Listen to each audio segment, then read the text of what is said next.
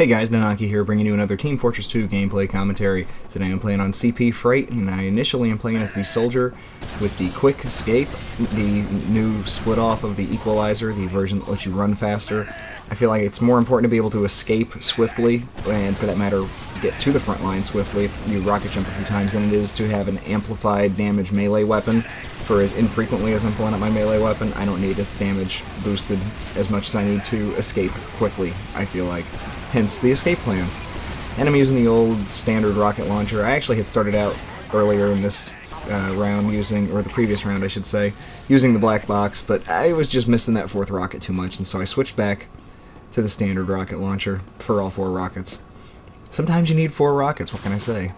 Sometimes 3 is just not getting the job done, and I was just not getting the job done. So I felt like a change was needed, and an additional rocket was the change I was seeking. We have captured the middle control point, so we are now headed into their spawn area, their spawn building, whatever you want to call it, to capture the 4th point or 2nd point, depending on your perspective. Depending on whether you're counting from the middle onward or whether you're counting from the left to the right. Yeah, I thought there was a spy there, but it was just a friendly pyro. There was a pyro the other direction, an enemy pyro, and they're retreating, luckily for us, so we're chasing them, and again, headed toward the same point. Even though it didn't work out so well a moment ago. And this time the medic is being chased by and efficiently killed by a scout, and right behind him is a Phlogistinator Pyro with full crits going. And yeah, you're caught up against a wall in that moment. You know, I just fired my last rocket against the scout. It's like, yeah, I'm dead to rights. You totally got me. And there, I'm missing an air shot. You know, I've been playing with the direct hit a lot lately, not as an excuse or anything, but, you know, trying to get the timing down for both. Man. It might be beyond me for as infrequently as I play soldier. I just don't put enough time into it. If I put more time into it, that'd be better. But there's enough excuses. Back to this gameplay. We are still contesting the middle point here with blue. This blue demo knight or half knight is giving us trouble, and bonk-enabled scouts getting past the front and then, you know, shooting us in the back. And that soda popper, lethal stuff at point-blank range. I've still got just a hair of health left though, and if you've noticed, a recurring theme in this video is me yelling for medic and being ignored, so I was so thoroughly thankful that we had Yuanhing544 here giving me some heals, because in groups it felt like I was being ignored. But, you know, sometimes it's really difficult as a medic to prioritize targets, especially if you're playing with a friend or something and you're trying to pocket them, and the team expects you to be a team player, and you're like, no, I'm just here to pocket him. It's like, well, that's nice, but heal me when he's at full, absolutely overhealed health, you know?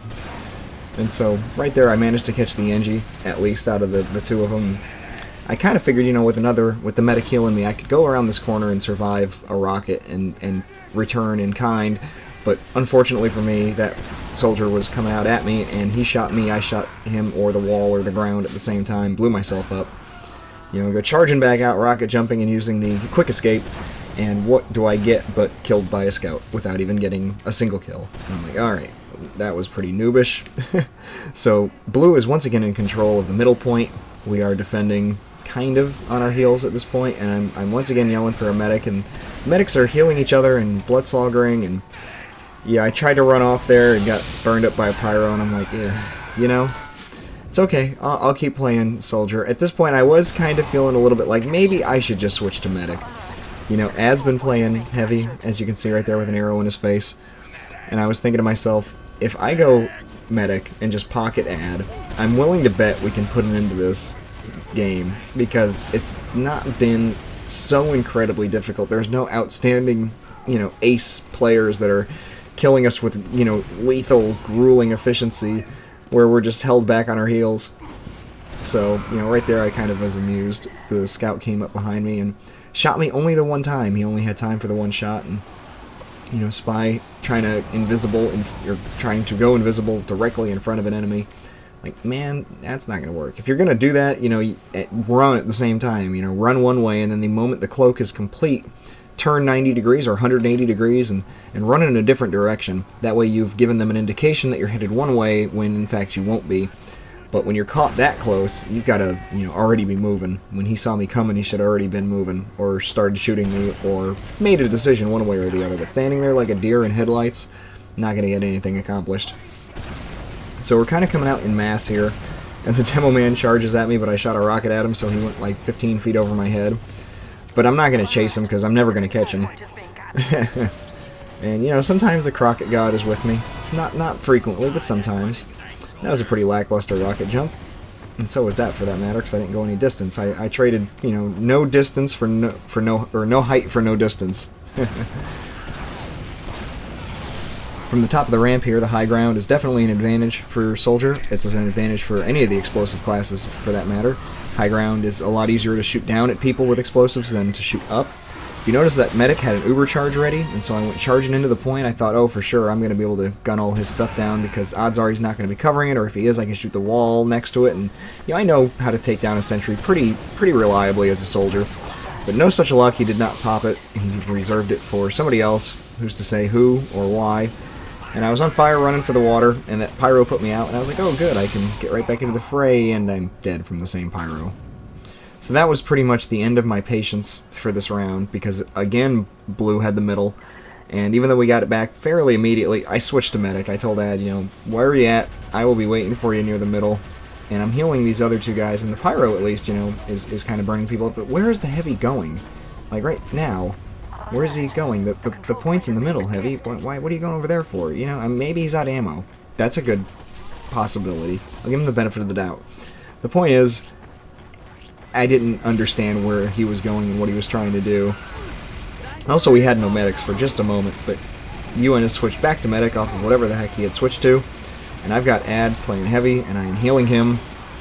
And now the combination is complete.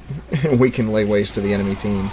You know, it's such a satisfying feeling when you're healing someone who plays properly and well, and you can rely on them to shoot, you know, enemies and actually move forward, so you don't have to try to prod them and guess at what they're doing.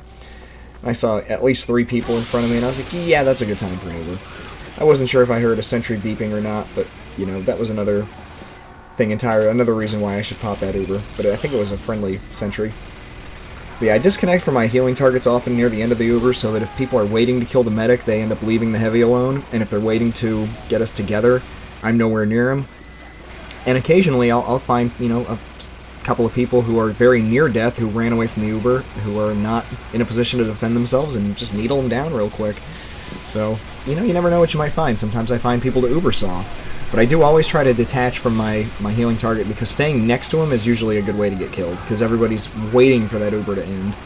And right here I was torn, because I really wanted to heal the demo man. I didn't want to let him burn to death. But at the same time, I didn't want to let Ad's overheal drop at all, because I felt like, you know, if I could keep Ad alive, we're going to win. But I heard he was out of ammo there, and I know there's ammo over here, which is where I went instead of chasing him, and I healed him up, and the demo man is overhealed now, but unfortunately not enough. If I had him fully overhealed, he probably would have survived that. I immediately regretted it, and I saw in my mind's eye that next shot coming from that scout was going to be right in my face, and that was going to be the end of mine and Ad's little adventure. And so instead of letting that happen, I popped the Uber for a single scout and prevented the capture of the point in that instant. But you know what? Let's say for the sake of argument I hadn't, and he killed me. Would that have been better? I don't think so. I think it would have been better to. I think it was better to play it safe and just pop the Uber. I would feel like such a heel if I lost the Uber to a scout. And that scout would be like, oh yeah, I killed that medic with an Uber. And it's like, no, I'm not letting that happen. Even if it means potentially wasting an Uber, I'm not letting that happen. So we've captured all the points now. We are coming up on the final point. This train is going by, and I'm thinking, what will we see when it passes? Oh, just 4 enemies, multiple sentry guns. You know, you can't even tell Ad at that point, like, look out for the demo man, because look out for the 7 other enemies too. But luckily, in the very last seconds of his life, he was able to kill that heavy. And this demo man is just not quite up to the task of killing me, and I managed to capture the point.